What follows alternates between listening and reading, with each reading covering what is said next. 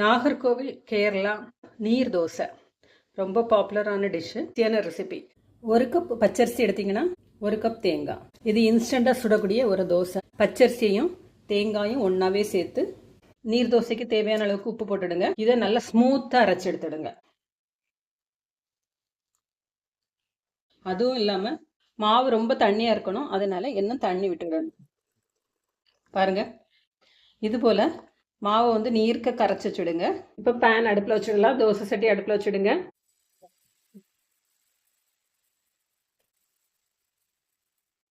ஓரத்துலேருந்தே விரிச்சு விடுங்க. ரவை தோசைக்கு விடுற மாதிரி சுத்திலும் தான் விடணும். எண்ணெய் எதுவுமே தேவையில்லை, மாத்தியும் போடணும். ஓரங்கள்ல இருந்து இதே மாதிரி விட ஆரம்பிச்ச உடனே ஓரத்தில் எலும்பி வந்த உடனே 4 மடிச்சிருங்க. இவ்வளோதான், நம்மளோட தோசை ரெடி ஆயிடுச்சு. தோசை எலும்புது பாருங்க, இப்படி எடுத்துட வேண்டியதான்.